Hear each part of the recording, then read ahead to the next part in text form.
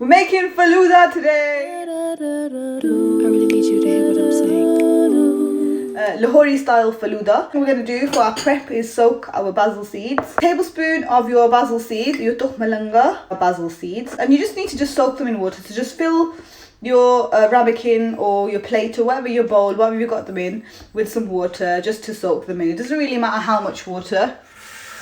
Kind of filled it 3/4 of the way full. Okay, so they usually take up to about half an hour to kind of soak up to the consistency that we want them to, but it doesn't matter. You can even soak them overnight. Like nothing happens to them if you soak them for too long. Okay, we just soak those and put those to the side. Prepare the milk mixture that we're going to use inside the falooda that we're going to put in with our noodles. Okay, you need a cooking pot. Okay, you need 2 pints of whole milk, which you're going to put into your pot. And because we're going to cook it, obviously the amount is going to reduce. The milk, we're going to add some cardamom pods. Okay, you can add 1, 2 if you like it really cardamom. You can add more. I'm just going to put 1 in because I don't want it too fragrant, because we've got cardamom in the kulfi as well, so we don't really need a lot of cardamom in the milk. Okay, and I'm also going to just break the cardamom pod so that the seeds can escape from there. Okay, so I've broken the cardamom pod. I'm putting that into my milk. So put your milk on the heat. Just put it on a high heat, and what we're going to do is we're going to start cooking it on a high heat. Okay, we're going to bring it to a boil, and then we're going to add sugar in there, and then you can taste it, and if you can see if you want to add more. I don't want to make the milk too sweet because our kulfi is going to be quite sweet, and obviously the kulfi mixes in with the milk as well, so you don't need the actual milk mixture to be that sweet. Okay, so again, you can do it to your own taste as well, guys. People have different preference levels of how sweet they like the dessert, so you can always add a little bit more if you want to. But the only thing is, don't add the sugar in straight away. Let it heat up a little bit first and then add in your sugar. That will hopefully prevent your milk from sticking to the bottom of your pan. Right, so it's starting to boil, so I'm going to go ahead and add the sugar. Just regular granulated sugar is fine. And then just make sure you mix that sugar in so that it doesn't stick to the bottom of your pan, and make sure it dissolves into your milk. Now that it's kind of boiling and coming up, I'm just going to turn it down, okay, because we don't want it to overflow from the pan. So turn it down to a medium, and then just continue to allow it to boil on a medium heat, on a rolling boil until it thickens. See, you could multitask, so you could do the milk and boil your spaghetti at the same time, or your noodles at the same time. But I'm just going to do things turn by turn, just so that it's a clear recipe videos. It just makes it easier for everybody to understand step by step. But if you were making it on your own later, you could always save time and boil both things at the same time. Right, so I'll show you what the milk looks like. As I mentioned, it's only thickened a little bit, okay? You can thicken it a bit more if you want to. So this is done, okay? This is done to my liking. You can always thicken it a little bit more if you want to, guys. That's entirely up to you. I am going to turn it off. Okay, so I'm just going to fill my sink with some water, just enough to kind of make it go up the sides of the pot, and put this pot into the sink, and you don't get any water in the pot. And you just basically, I'm just going to mix it a little bit to get rid of some of the steam, and then that will cool down the milk a little bit. Okay, so I'm just going to leave that to cool now. If you do it like this, if you put your pot in cold water and you give it a stir every so often, that will prevent the skin from forming at the top, and it'll cool the milk down faster, and you won't get a film at the top of your milk as well. So if you were using the thin rice noodles, I'll show you what they look like. They're quite thin, these ones. Like rice noodles is what you actually want for your falooda. And you can get thick ones as well, but I wasn't able to find them. I think you can get them in Tesco. But I didn't go to Tesco, I went to Asda, so I wasn't unable to, or Asda only had this version, which is the thin version. And some people like using this version in their falooda, so you can. But the falooda that I'm making actually requires thick noodles, okay? So I am going to use this. I know it's very, very not traditional and very, very not authentic, but I'm going to use spaghetti, and I'm going to boil the spaghetti. I'm going to if Italians are watching, they'll probably kill me, okay? But I'm going to overboil the spaghetti, okay, until it's nice and thick and soft and gone completely white, okay? So what you're going to do is get some water. I'm going to boil the water in the kettle just to speed up the process. We're going to put our noodles, our spaghetti into boiling water.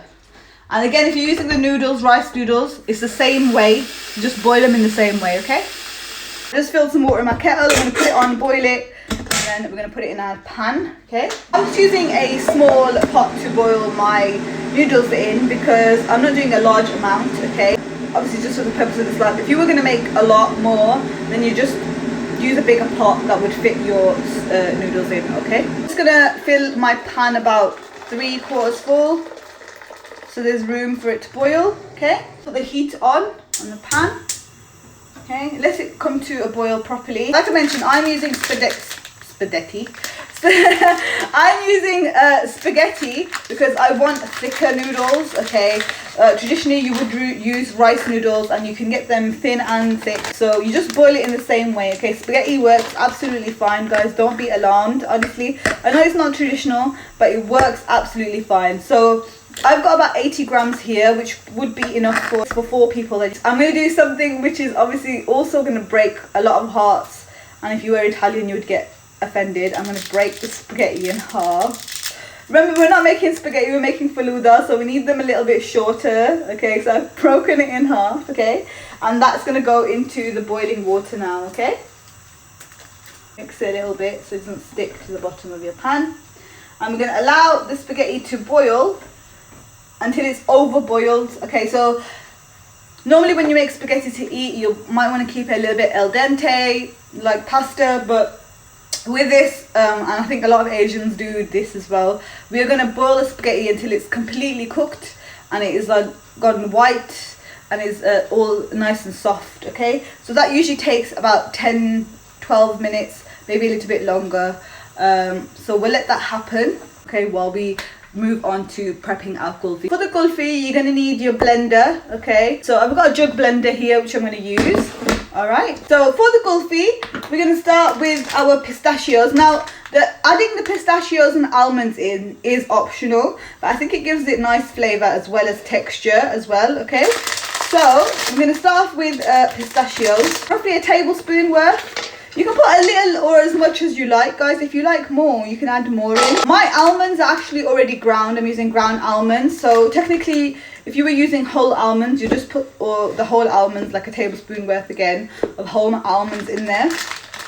But because mine are already ground, I don't really need to add them in right now. I'm going to add them in later. But if you were adding whole almonds in or flaked almonds in, you just put them in with your pistachios as well, okay? Then we're going to add cardamom, okay? So if you've got cardamom powder, again, you wouldn't really need to blend it in with it. But because I'm using cardamom pods, I don't have any cardamom powder, what I'm going to do is I'm going to take the seeds out of 5 cardamom pods and I'm going to put them in my blender, okay? So open up your cardamom pod and scrape out the seeds, okay? And put them into your blender, okay? We can do that from 5 cardamom pods.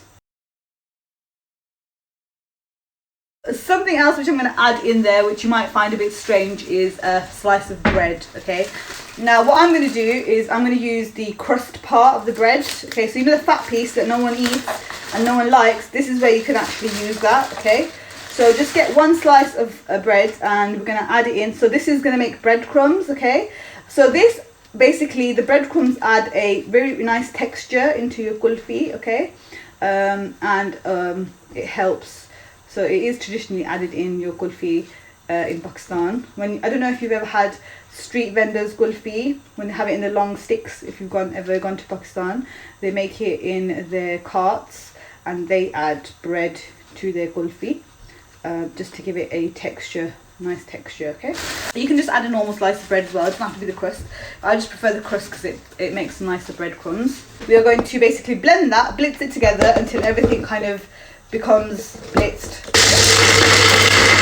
I like it to be quite nice and fine, ground pretty fine, okay? Just stir our spaghetti again, don't want to forget about it. Okay, so once we've blitz all that in, I'm going to go ahead and add my ground almonds now, because obviously they've already ground, so they didn't need blitzing. So you probably have already added yours in. So a tablespoon. 1 can of condensed milk. They usually are the same size, roughly about 397, 400 grams, milliliters of condensed milk. Okay, so this full can, just pop it in. Full can of evaporated milk, which is usually about 400 grams. Again, this one's 410 grams. A little bit above or below, doesn't really matter. You're just going to add the full can of evaporated milk in as well. Then you're going to add some cream. Now I wouldn't normally use Almonds, but because I forgot to buy cream myself from normal fresh double cream from the shop, I'm using Almonds because that's all they had at the corner shop. But normally I would use fresh double cream, guys. That's what I recommend using, as that is the best thing. This is a cream alternative which is made from buttermilk and vegetable oil. So it still tastes nice, but it's not exactly the same thing. So I don't really recommend using Almonds, but that's all I had available. And obviously I forgot to buy the cream, and I forgot to put it on the list as well. So you're going to add about 2/3 of your pot of cream. Okay, you can just eyeball it, it's absolutely fine. Roughly about 200 milliliters.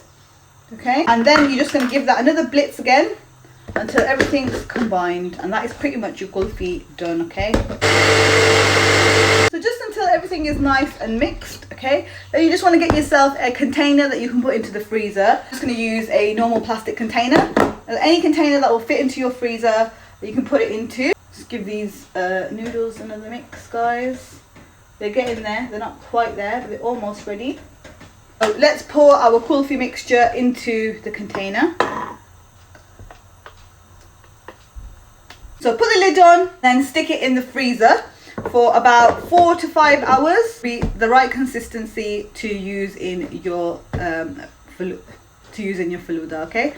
So that kulfi obviously is a lot of kulfi. It's for more than 4 people. Okay. So that would be like a big batch of kulfi for like probably about 10-12 people. You could probably serve from that. Remember the milk that we cooked earlier, okay, with the sugar and the cardamom pod in? It's cooled down a little bit now, so we're going to add some of our leftover cream. So about 100 milliliters of the cream that was left over, we're going to add it into our milk, okay, and we're going to mix it in just to make it a little bit richer. All right, with the milk you also want to keep it in the fridge until you're ready to put your falooda together, to make it nice and cold and cool, because this is supposed to be served cold. So just make sure that everything is nice and cool. All right, look at yourselves a bowl that is big enough to fit in the spaghetti that you boiled. Okay, so we're going to put cold water in here. So we've got cold water in a bowl. Yeah, the spaghetti looks like it's done now. Just turn that off. You take the spaghetti out of the hot water. Okay, let it drain. So let your spaghetti drain, and then put it into the cold water. Now that will prevent it from sticking together, okay? Because you don't want your spaghetti to stick together, okay? If you leave it in the hot water, then eventually it will start sticking, and you don't want that to happen. So you keep your spaghetti in the cold water until you're ready to serve your falooda, okay? Show you what it looks like. So it's like this, but it's nice and soft, okay? And then you leave it like that. Okay, I've got some ice, guys.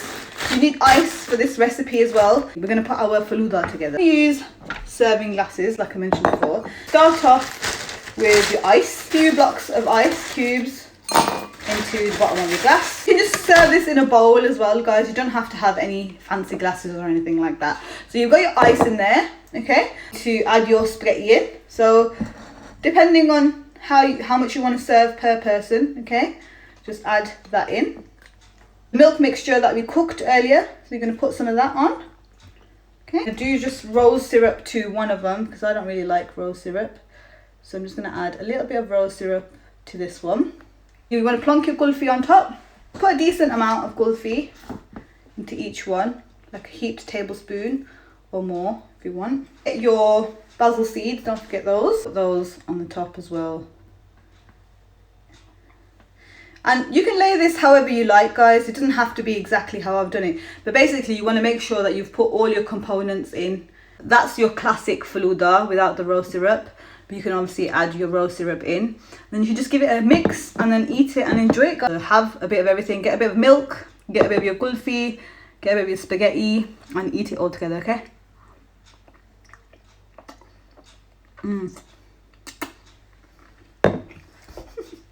Very much in.